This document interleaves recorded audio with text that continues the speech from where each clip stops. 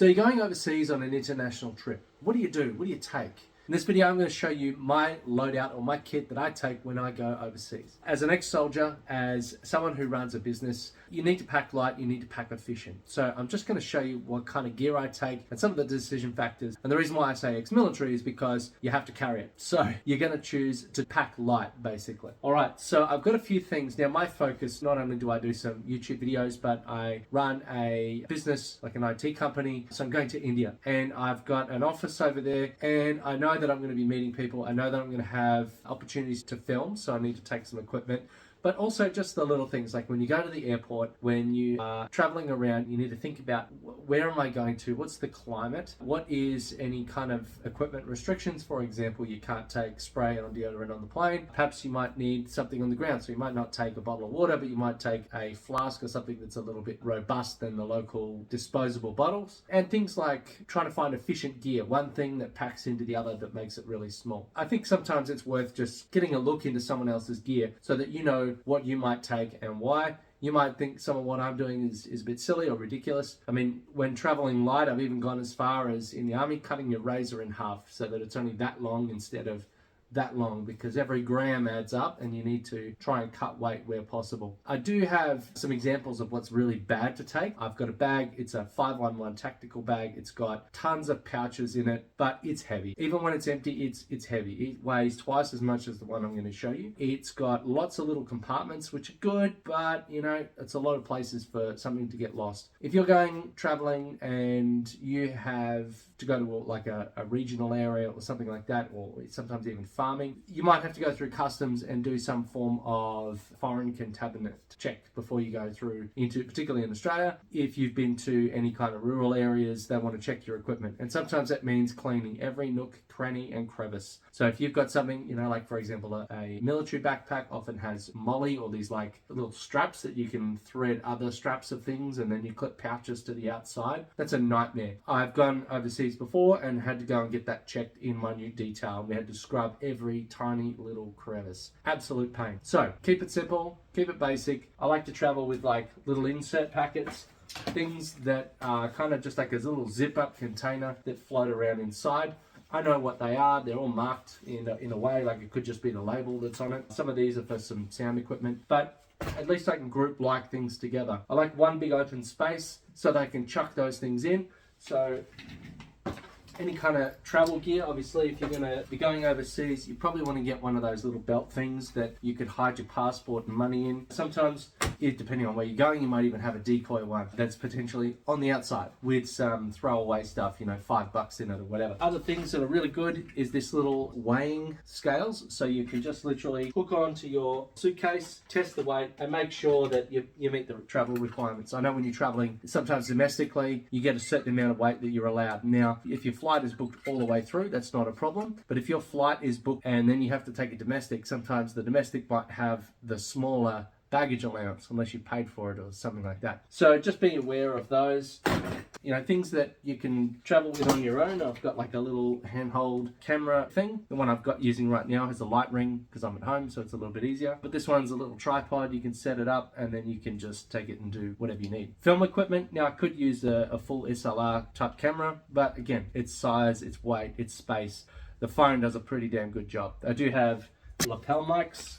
I think I've got the right one here. Yes. So lapel mic, these are little Rode. You've got two components to it. One sits on the side of the phone and clips in. This one does so with a USB-C, but you could do so with a lightning or something. And once you've plugged that in, there's another side which is similar in shape, that little black box thing. And you can just clip it on your shirt or you clip it to your belt and you run the mic up. And that's if you're going to be marrying up the audio. And then it's recorded on the same track. So it's not like some other DSLRs where you actually record the audio independently and then marry them up later when in editing. Other things, now quite often people will have a power plug of some kind. I like to make sure that I've got plenty of USB ports and sometimes ones that have higher power outputs. So I might even have a power board because that way I only need to buy one travel adapter to go into that side and then into the wall, and then I can use these for all of my standard things. I might have a couple of travel adapters anyway, just in case, and you need to be aware of the country that you're traveling to and the wall sockets that they have. Like I was saying, I like a couple of inner bags. These are just some cheap little inserts, and inside, you know, that one is socks and jocks, and I might put some other things as well. Then I've got things like,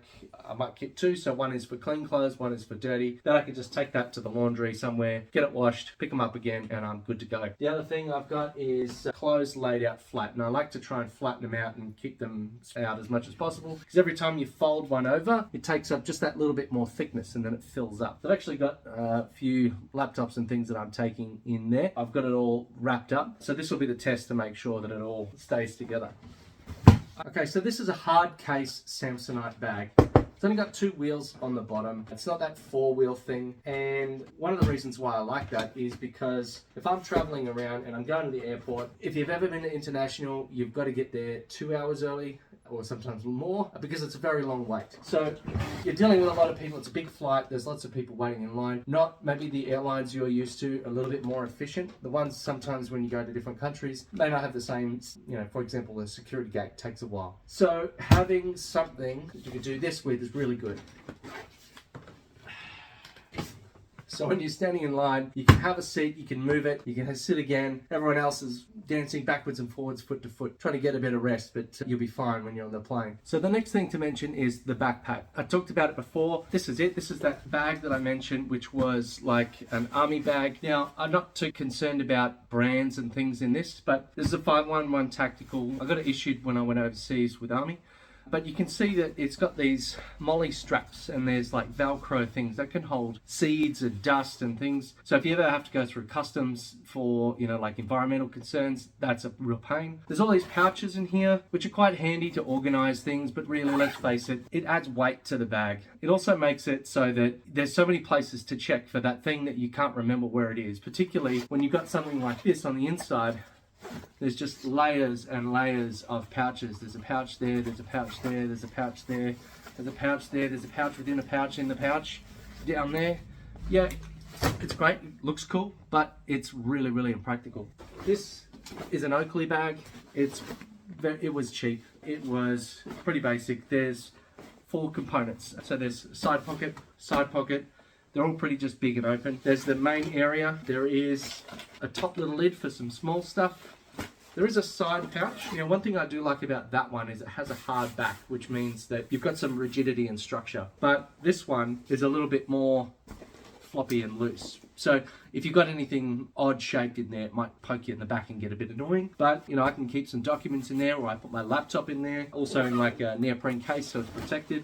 In here, I've got these container things, and that might just be, you know, say for example, my toiletries bag. It's in a kit. It's all together, and I don't need to worry too much about it. I've got chargers and some other bits and pieces in there. And at the bottom, seems to be somewhat of a militaristic bag in its nature, is you've got this kind of space at the bottom. Now, the original intent was for something like a waterproof cover for when it's raining, but you can put a sleeping bag in there. You can also put, you know, your jacket. So when it's freezing cold, you just get off the plane, you get out the airport, temperature's not what you expected. Quick zip, grab on, done, move on. We don't have to go and open up suitcases. We don't have to muck around with stuff. So I was trying to think about how do we be efficient? How do we be lightweight? How do we have some dual purpose skills? So like this suitcase here, I can sit on it. And at the end of the day, the other thing you've got going for you is weight. If you're going to the airport and you're going to go on holiday, you're going to buy some stuff. So why waste it in a bag here or a bag there? If I'm going to go on the airplane, I want more stuff to bring home. I don't want to have to wait, pull out all my stuff and start cutting down at the airport, then getting frustrated. That's why you weigh it in advance as well. Make sure that you've distributed all your weight correctly. The other quick tip I would say is wear your heaviest clothes. Don't put your heavy clothes in your bag, because they're just going to take up weight that is something that you could bring home, or that might cost you extra baggage. You know, I might have a pair of heavy boots, or I might have a pair of pants. Might be a little bit warm to begin with, or just for that flight, that's fine. I would avoid taking extraneous stuff, because it's just more that you've got to carry, more that you can lose, and more that if it goes missing or stolen or something like that, that you've got to replace. Honestly, the bare essentials. Where you're going is all that matters. So if you've got any questions, or you've got any other ideas on travel gear, where to put it, you know, like I said, there's a saying in the army, it's like all the gear and no idea. You don't want to have just endless stuff. You want to have something that is practical, that is usable, that doesn't take up life just in its existence. You know, like going through that bag with a million pouches in it, trying to find that one little thing that you need is an absolute pain. You don't need that. You don't need to waste that time. Just get something simple. Keep it simple, stupid. So if you've got any better ideas, or if you think there's a better way, or you didn't like something that I did, let me know in the comments. Otherwise, please give us a like and a subscribe, and I'll look forward to catching you next time. Thank you.